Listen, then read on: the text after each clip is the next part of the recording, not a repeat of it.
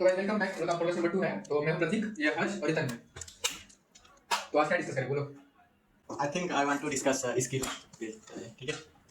Skills जैसे सब देखिए मेरे आता है थंबनेल डिजाइन, ग्राफिक डिजाइन बोल सकते हैं। I know something detail about graphic designing, little bit coding, और फिर थोड़ा एडिटिंग आता है अच्छे से। ये स्किल्स मुझे आते हैं थोड़े फार। और तब मैं मैं तो बता। मैं भी अभी कोडिंग भी सीख रहा हूँ, वीडियो एडिटिंग थोड़ी थोड़ी सीख रहा हूँ, अभी सीखने लगा हूँ। और स्किल्स इसमें सॉफ्ट स्किल्स वो भी अभी पूरा ऐसा उसमें मास्टर की ऐसा नहीं है, वो भी सीख ही रहा हूँ। यूट्यूब के लिए स्किल्स तो इंपॉर्टेंट है, एडिटिंग बेसिक सॉफ्ट स्किल्स भी अच्छे होने चाहिए। आप बताओ हर्ष आपका।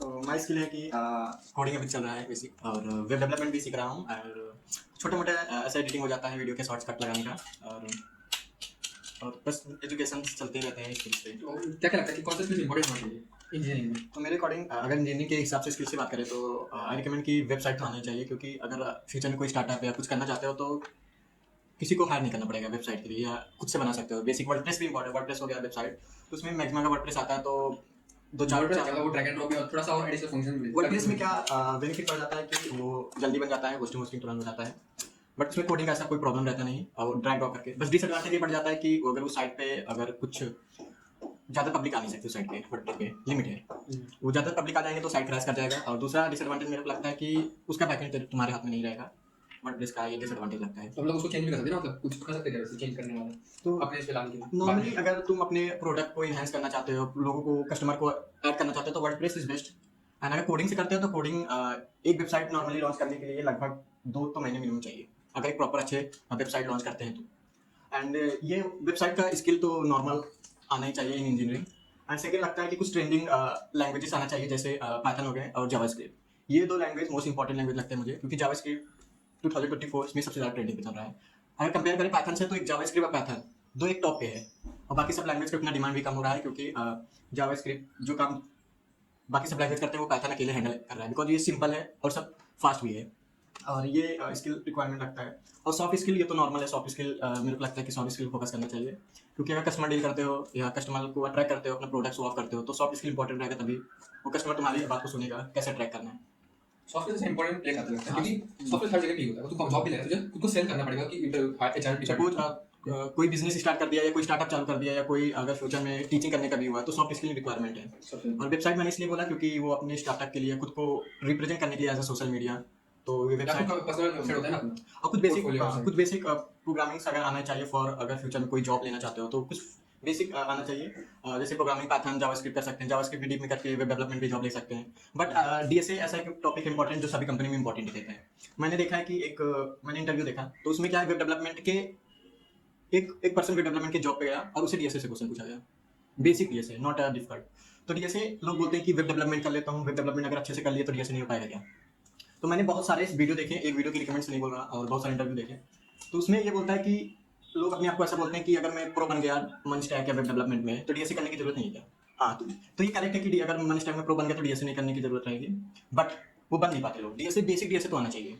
एंड मन स्टैक डीएसए इतने में इंजीनियरिंग चला जाएगा। अगर आप स्पेशल फोकस करते हैं तो मेरे को लगता है कि डेटा एनालिटिक्स पे भी, बेसिक डेटा एनालिटिक्स कैसे किया जाता है इस पे फोकस करता है। अगर इतना स्किल है तो आपका पैकेज मेरे को लगता है कि 12 fresher as a fresher 12 lakh plus आएगा, अगर इतना स्किल डीएसए आ गया, मन स्टैक आ गया एंड डेटा एनालिटिक्स। कोडिंग होना तो इंपॉर्टेंट है ही, उसके साथ मुझे लगता है कम्युनिकेशन स्किल्स भी सबसे इंपॉर्टेंट है, क्योंकि कॉलेज में कैसे हम लोग कनेक्शंस अच्छे से बना सकते हैं। मतलब सीनियर से बात कर ली, और किसी प्रोफेसर से बात कर ली, किसी इवेंट में गए उनके चीफ गेस्ट से बात कर ली, तो हमारे कनेक्शंस बनते हैं। तो ये सब क्या जॉब ढूंढने में बहुत मदद करते हैं, क्योंकि हमें सीधा रिकमेंड कर दिया जाता है, तो हमें ऐसा भटकना नहीं पड़ता जॉब ढूंढने के लिए। तो कॉलेज में हम अच्छे से कनेक्शंस बना सकते हैं, कम्युनिकेशन स्किल्स अच्छे रखने चाहिए, अच्छे से बात करनी आनी चाहिए, मतलब सामने वाले से अच्छे से बात करनी आनी चाहिए, हम लोग को क्या चाहिए वो एक्सप्लेन करना चाहिए। मतलब हम लोग ऐसी पहचान बना के रखेंगे तो अच्छा होगा, क्योंकि हम लोग को वो रिकमेंड कर सकते हैं जॉब ढूंढने के लिए। तो किधर वैकेंसी होगी तो हमें जॉब बता सकते हैं, सर जॉब ढूंढने में अलग से कुछ मेहनत नहीं करना। स्टार्टअप चल कर अपने वो हायर। हाँ वो भी है। तो सीनियर्स के साथ बात करना, प्रोफेसर के साथ बात करना, इवेंट्स में जाना, तो ये सब सॉफ्ट स्किल्स ही हो गया। ये भी इंपॉर्टेंट, कोडिंग तो इंपॉर्टेंट है, ये तो आना ही चाहिए। अगर कनेक्शन की बात करें तो मुझे तो नहीं लगता, मैंने ट्राई किया बहुत सारे कनेक्शन, जैसे सपोज कोई भी ट्राई किया तो वो अपना इतना एक्सपीरियंस शेयर नहीं करते। तो मुझे लगता है अगर एक्सपीरियंस चाहिए कि मेरे को ये करना है, तो YouTube is a best platform जहाँ तुम सीख सकते हो। वहाँ पे बहुत बहुत अच्छे एम्प्लॉयज़ जो गूगल माइक्रोसॉफ्ट में करके आए हैं, तो वो अपना एक्सपीरियंस शेयर कर सकते हैं। बट मैंने कॉलेज में बहुत से ट्राई किया, जैसे देखा है कि वो बस एक व्यू दे देते हैं, बस एज अ गाइड नहीं करते। जैसे हमें लगता है अगर हम 1-2 बार फेलियर हो जाए तो ऐसा लगता है कि कोई गाइड होने वाला होता तो मैं कर जाता, तो ऐसा फील होता है। बट टाइम के साथ खुद सीख जाते हैं, तो टाइम तो लगेगा ही। Coding important. चलिए मैं दो एक स्किल कैटेगरी कर सकते हैं, एक बिल्ड और सेल में डिवाइड कर सकते हैं। बिल्डिंग का स्किल मतलब कुछ बिल्ड कर रहे हैं, जैसे कि कोडिंग हो सकता है, सॉफ्टवेयर बिल्ड कर रहे हैं। ये मैंने अपने नवल नबीन के पॉडकास्ट से सुना था। और दूसरा होता है सेलिंग का। सेलिंग मतलब अपना सॉफ्ट स्किल्स, ये सॉफ्ट स्किल और हार्ड स्किल दोनों होते हैं। तो सबसे इंपॉर्टेंट उसने नरेंद्र ने बोला कि पहले बिल्ड करना सीखो। सेल करना हम लोग सीखे, सेल करना जो रोज करना ही पड़ता है। बिल्ड करना से कोडिंग हार्डकोर स्किल है, क्योंकि स्टार्टिंग से इतना टाइम डालना पड़ता है, इतना सब डालना पड़ता है कि तुझे वो सीखना पड़ेगा, उसमें टाइम लगेगा, वो बाद में नहीं सीख सकता। तो पहले अपने हम लोग बिल्ड पे फोकस करते हैं, कोडिंग पे फोकस कर सकते हैं, और साइड बाय साइड हम लोग थोड़ा अपना सॉफ्ट स्किल कर ही सकते हैं। अगर हम लोग स्टार्टिंग में हम लोग शायद से 60% फोकस करना है बिल्डिंग समझे, हम लोग खुद को बिल्ड करें एक स्किल पे, कोडिंग हो गया, जैसे ऐसे स्किल्स, ये मैंने सुना है।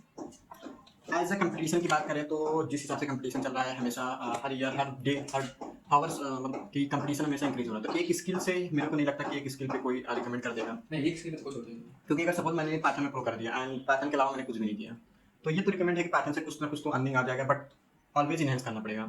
टेक्नोलॉजी फील्ड ऐसे अपना कि कुछ ना कुछ नया आते रहेगा, कुछ नया आएगा, कुछ एक जगह अपडेट करना ही पड़ेगा। एक जगह हम लोग लिमिट पे नहीं रह सकते। और जैसे कि हम प्रोजेक्ट्स पे बात करते हैं कि प्रोजेक्ट सबसे ज़्यादा इंपॉर्टेंट है, तो प्रोजेक्ट सबसे ज़्यादा यूट्यूब से अवेलेबल है, लोग यूट्यूब से देखते हैं, फिर कॉपी करते हैं, फिर वही प्रिंट कर देते हैं। तो इसके हिसाब से आपका क्या थॉट है कि ऐसा अगर बिगिनर हो, मतलब कुछ आता ही नहीं है, तो स्टार्टिंग में अच्छा है। जो फर्स्ट स्टेप है ना, फर्स्ट स्टेप तो ये है जिसमें वो स्किल अच्छा है।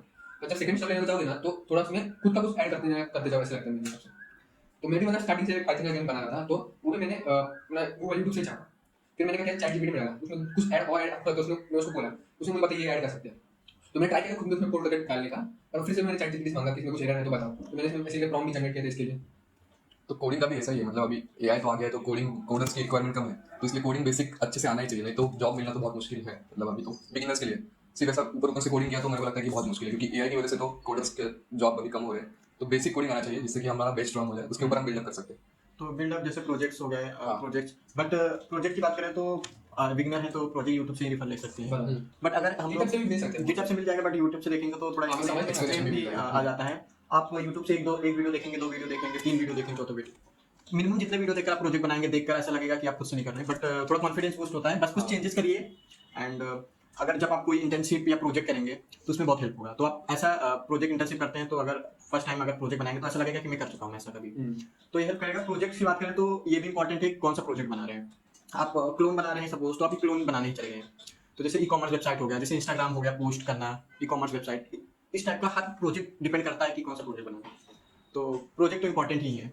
एंड सर्टिफिकेट पे क्या है कि सर्टिफिकेट से अभी सभी लोग को पता है सर्टिफिकेट कैसे जनरेट होता है। तो प्रोजेक्ट इंपॉर्टेंट है, अच्छे प्रोजेक्ट इंपॉर्टेंट है। जो भी कॉपी करिए तो सपोज उसमें कुछ चेंजेस डालिए, 1% चेंजेस कर रहे हैं ना, रिपीट 100% कोड किए तो थोड़ा 1% चेंज करिए। एक टाइम आएगा 5% चेंज करिए, 10% चेंज करिए। एक टाइम आएगा कि आप 50 to 60% चेंजेस करेंगे जहाँ से कॉपी करेंगे। प्रोजेक्ट के साथ साथ मुझे लगता है इंटर्नशिप्स करना भी बहुत इंपॉर्टेंट है, क्योंकि इंटर्नशिप से हमें एक्सपीरियंस मिल जाता है कि एक्चुअली रियल वर्ल्ड में काम कैसे होता है।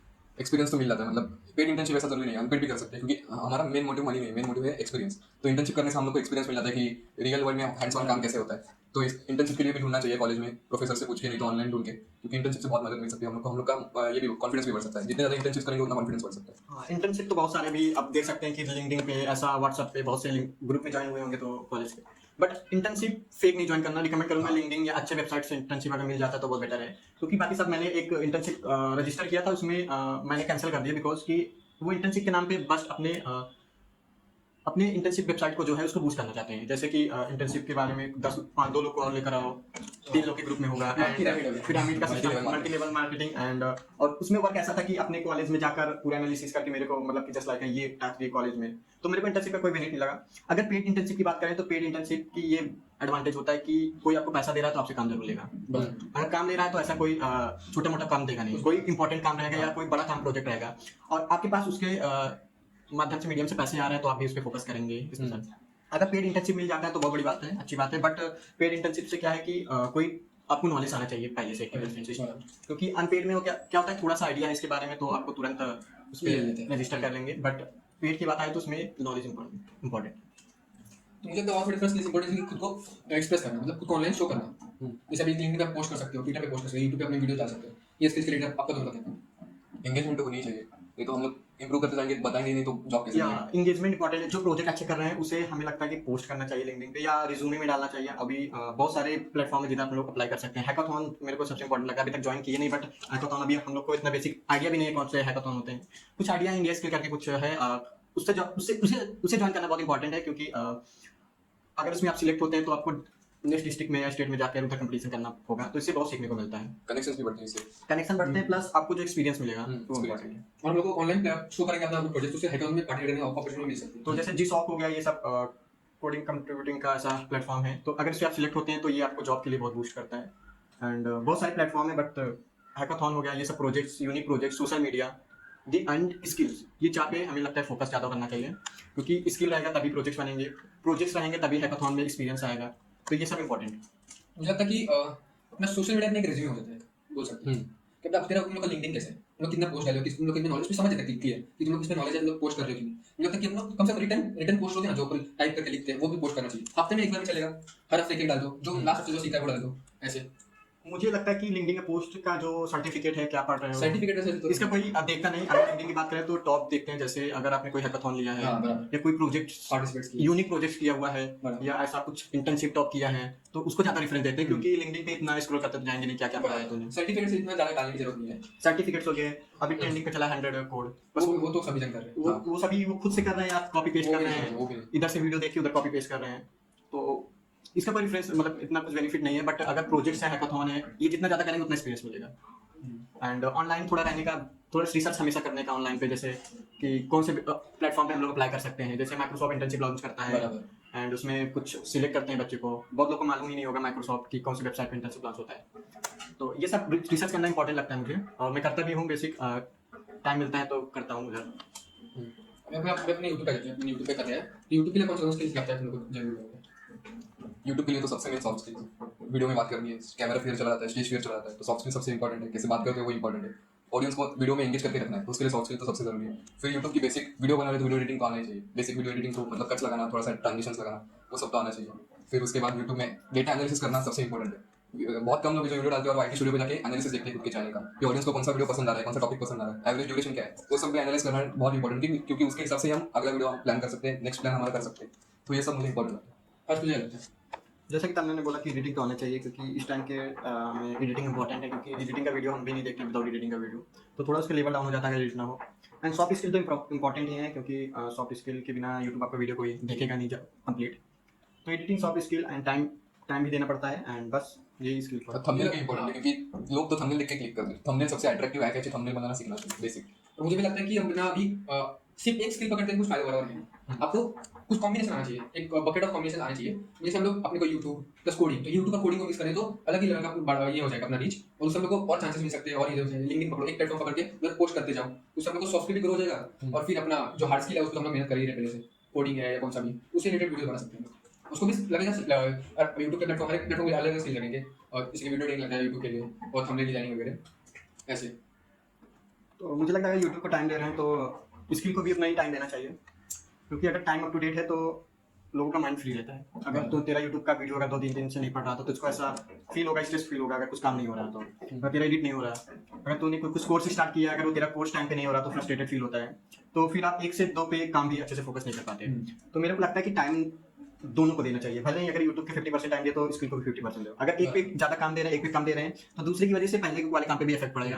क्योंकि अगर तुम कोई कोर्स कर रहे हो सपोज, अगर उसमें तुम प्रोजेक्ट नहीं कर पा रहे हो, उसमें टाइम ही नहीं बच रहा बेसिकली, जो टाइम बच रहा है और उसमें तूने जैसे आउट ऑफ 24 मतलब 12 आवर्स बच रहे हैं, तूने 12 आवर्स कंप्लीटली यूट्यूब को दे दिया इसके वीडियो लिखना, एंड बचा स्किल्स के लिए, तो स्किल्स के लिए टाइम नहीं आया। फिर नेक्स्ट डे जब होगा तो माइंड में घूमेगा कि ऐसा स्किल्स नहीं किया, फिर नेक्स्ट डे आया, फिर यूट्यूब पे टाइम आ गया, देन यूट्यूब पे फिर फोकस करोगे तो वो स्किल माइंड में घूमता रहता है कि ये नहीं चल रहा, ये नहीं हो रहा, तो इससे अफेक्टेड करता है। तो जितना भी टाइम बचे तो दोनों को काम पे देना चाहिए टाइम को। मुझे लगता है कि यूट्यूब पे फोकस करें, अगर हम लोग करेंगे तो बाय डिफॉल्ट स्किल्स पे फोकस करना ही चाहिए। अगर हमने फुल टाइम यूट्यूब पे फोकस किया तो कितनी मेहनत कर लो ग्रो ही नहीं हो पाएगा, क्योंकि स्किल्स तो इंपॉर्टेंट है। तो यूट्यूब पे फोकस करेंगे तो बाय डिफॉल्ट ऑटोमेटिकली स्किल्स पे फोकस हो ही जाता है, तो वो करना भी चाहिए मतलब। वो भी है। लेकिन स्किल्स पे सपोज मैंने यूट्यूब से सिर्फ फोकस किया एंड सपोज 1-2 साल 3 साल फोकस किया, क्योंकि यूट्यूब पे फ्रेम बनाना बहुत डिफिकल्ट है, ऐसा पेशेंस चाहिए यूट्यूब पे फ्रेम बनाना। 1-2 साल 3 साल ओनली यूट्यूब पे फोकस किया, देन सपोज अभी जाके मोनेटाइज हो 2-3 साल बाद। लेकिन इस फेज में बहुत सारे प्रेशर्स आएंगे अगर तुम कुछ कर नहीं रहे हो लाइफ में, या थॉट आएंगे कि सिर्फ यूट्यूब कर रहा हूँ, सिर्फ वेस्ट ऐसा कोई सोर्स स्टार्ट ही नहीं किया। तो यूट्यूब एक लॉन्ग टर्म गेम है, तो इसलिए इसके भी साथ में फोकस करना चाहिए, क्योंकि एक कॉन्फिडेंस रहता है, कोई स्ट्रेस फील नहीं होता कि कुछ नहीं कर रहा, सिर्फ यूट्यूब फोकस कर रहा।